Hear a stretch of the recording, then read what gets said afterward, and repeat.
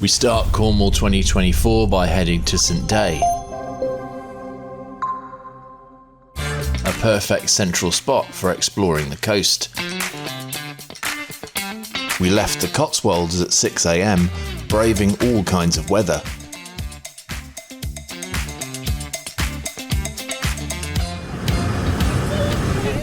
Well, after 3.5 hours, we've made it to the Bluff. Yay. Cornwall!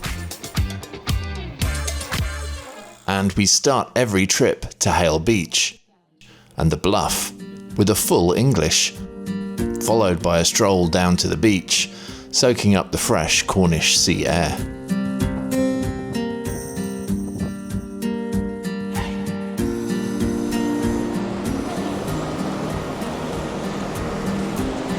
There's a little cave over there. Woo. So it's 11 o'clock, we've come to Hayle Beach. I think the last time we came here, my 13-year-old son was 2. So Hayle Beach is a family favourite, and no matter the weather, there's always something to do and something to look at. It's lovely. Nice to be back in Cornwall again. And we can't get to our holiday house until 3, so we've got 4 hours until we can get there. It's not far away. There's lots of shells on this beach. The tide is currently going out. We're walking along a sort of sand spit, which when the tide goes out, it uncovers this bit of sand. It's very nice. Is there anything more relaxing than walking along a beach? I don't know if there is. It's lovely. So that just over there is St Ives, where we were in Easter. I haven't really got my beach shoes on, got my driving shoes on, so next time, beach, I'll be ready for you.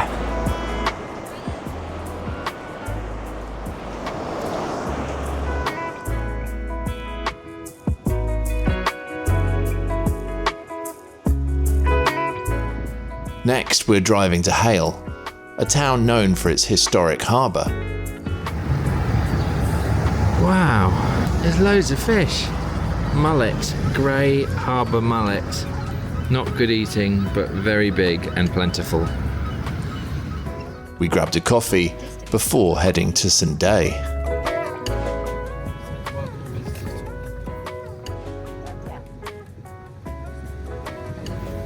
We're checking into our accommodation at St Day Tourist Park. The biggest cabin on the site was cosy and spacious, and even had a hot tub. That'll do.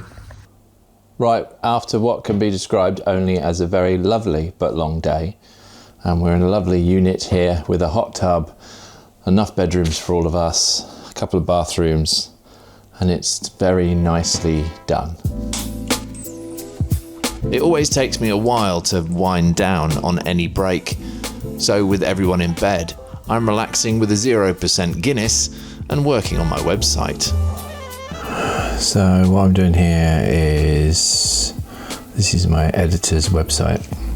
So this program I edited with this guy, I don't know his name, but he was quite good actually. Download that. I want to replace that on my Wix website.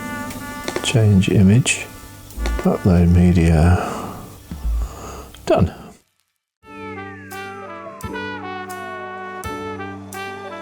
Day 2 started misty.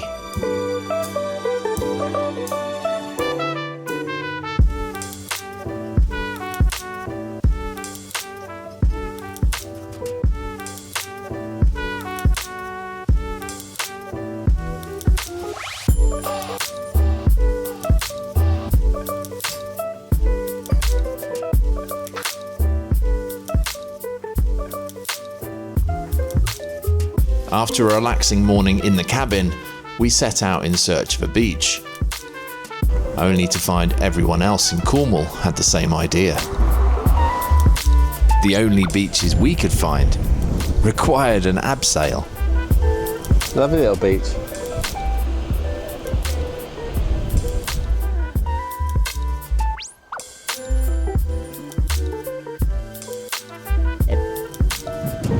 After quite a stressful drive to try to find a beach to get onto, we found this coastal path and yeah, rewarded by these views. Really misty inland, but on the coast it's blue and very beautiful. On to the next one. Back to another beach, the one that we can always rely on. No matter the weather or the crowds, it never disappoints. So after all that, we couldn't get parked on a local beach, so we went to Hayle Beach, which is about 20 minutes away from the holiday house. Beautiful now, lovely. Tide's gone out, low tide. And all that fog's gone away, so that's great. Beautiful.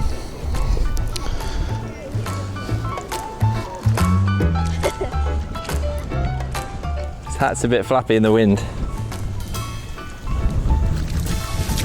Makes a big difference when the sun comes out. It was misty all this morning. Then we went down to the coast, found some nice coastal paths, but there was no parking to get to any of the smaller beaches. Now we've come back, we've had dinner, and everybody is getting ready to go in the hot tub. Well, that is Sunday well and truly done. Quite a relaxing holiday so far. It's quite tiring though, all this rushing about. Normally when I'm in the edit suite, I sadly don't close all my rings on my Apple Watch. But I have been while I've been away, which is good. And the hot tub is indeed helping. I'm just going to have one more burst of bubbles and then it's time to go in. Oh yeah! And after a bit of post-hot tub patio admin, it was time to turn in for the night.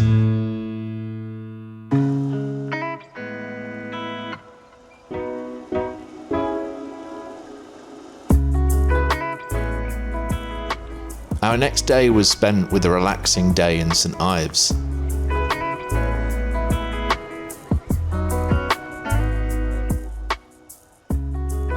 The harbour is well protected by its natural arc and stone piers, making it a safe haven, even in rough weather.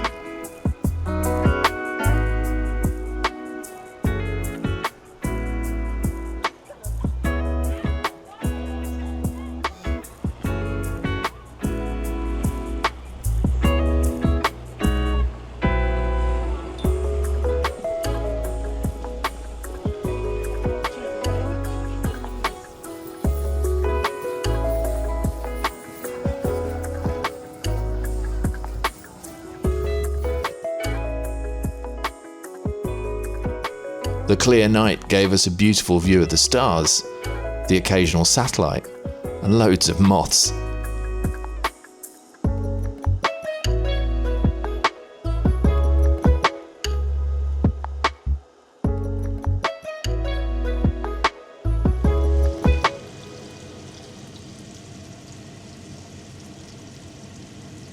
Right, it's Tuesday in Cornwall and it's raining today, so we are just having a stay-at-home day, and to celebrate that I'm cooking a sort of full English breakfast but for lunchtime. It's been very warm in the cabin for the beginning of our stay, but it's a little bit chillier today because it's raining a lot. I actually had enough of a chance today to actually get quite a lot of my website done for Timeline to Travel. Tomorrow we're going to go fishing, hopefully catch some mackerel in St Ives. The weather is supposed to be a lot better. So we came to St Ives today to go fishing, but while we were driving down, the guy that owns the boat phoned and left a message that I only got once we'd parked, that basically said that there were no boats trips today because of bad weather conditions. I've been on a lot of boats. In fact, I pretty much grew up on them. My dad was a ship's captain, and I love being at sea and in it. But today, in the name of public safety, we're staying on land. None of the other boats were running trips out to the open ocean. They were all staying in the harbour along the beaches. So it's disappointing, but I suppose it's for the best. No mackerel today that we're going to catch. It's hard to stay disappointed here in St Ives because it's so beautiful and has so many land-based treats to enjoy. We also took a moment to appreciate the National Coast Watch Station. It's manned by volunteers and it plays a crucial role in keeping an eye on the coastline and ensuring safety for everyone enjoying the sea.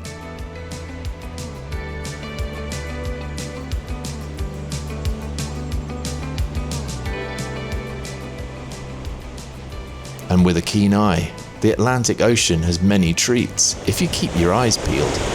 I got polarized glasses on and I'm pretty sure I just saw some sort of like sharky type thing. It was torpedo shaped. It might have been a blue shark. They're often spotted off Cornwall's coast, but don't worry, they pose no danger to the swimmers.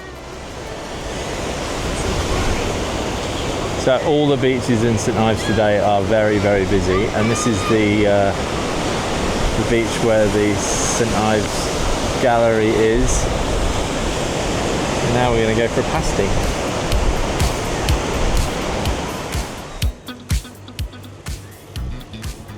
After a leisurely wander through the charming streets and unique craft shops, we treated ourselves to a pizza at Onzo, a new gem in the harbour.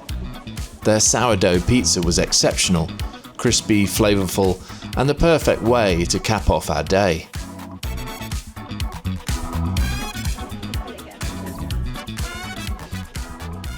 And the day ended with a white-knuckle bus ride up the hill back to the car. I think if you're a bus driver in Cornwall, you just have to go for it.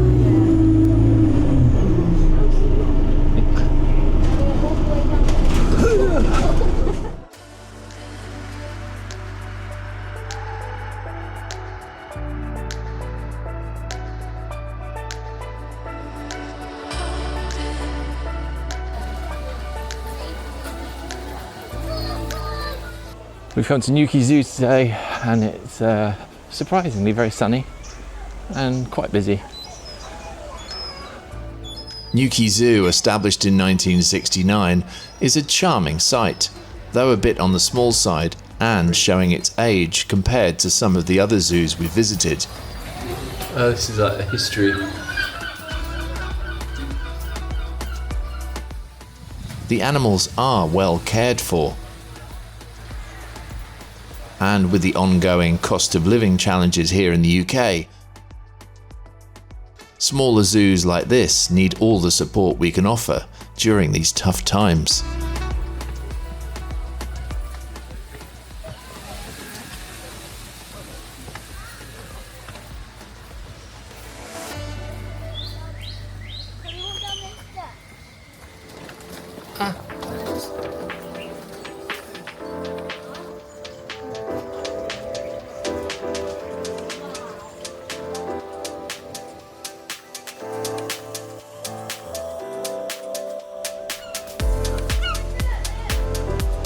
Capybara feed. Good afternoon, everybody. Welcome to our Tiku and Capybara. My son is mildly obsessed with capybaras, and the zoo has one named Johnson.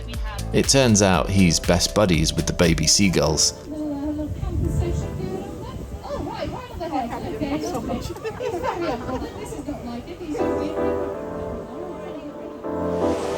Tropical house.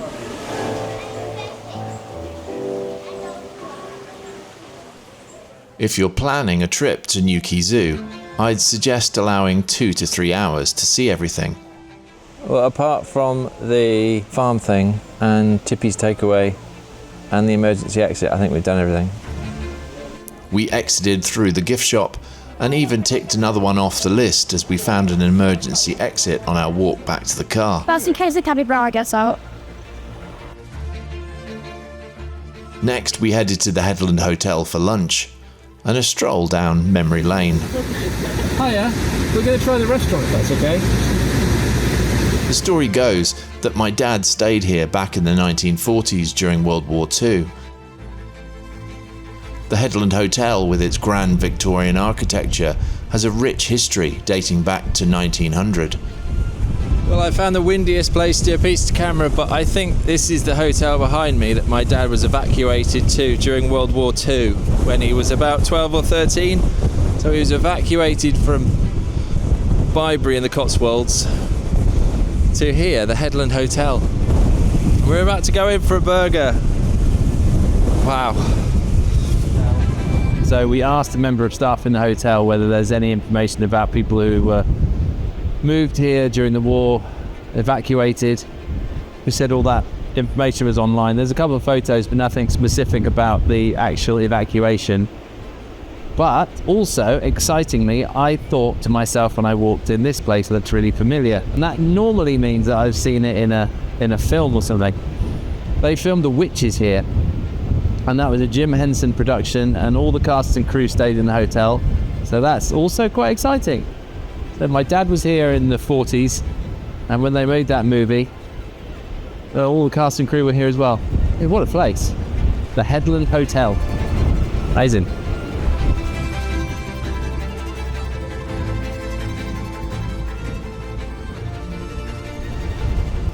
Wind's really picked up and it's very blustery, but absolutely beautiful. Headland Hotel's really spoilt for location here. And the story has it that when my dad was evacuated here, some of the boys that were with him went on an adventure looking around the beaches, and they actually found a Nazi pilot that had washed up. They found him in one of the rocky coves around the shore. So every time I sort of come to this coastline, I imagine my dad at that sort of age, sort of 13 or 14, evacuated from his hometown, going on adventures on the coastline, but also with the sort of backdrop of the war. So makes me grateful about what everybody went through then. And I suppose I'm now a boring old parent who tries to instill that into their kids. But it's important, and it means a lot about family history and stuff.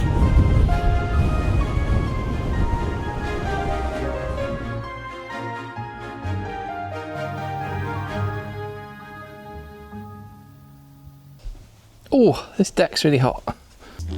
Well, it's Friday and it's our last full day here in the holiday home. The kids are inside writing postcards at the moment. It's gloriously sunny. It's rather hot. It's supposed to be raining all next week in Wales, but that should have its charms as well. But this week has provided inspiration for what it would feel to live like this full time.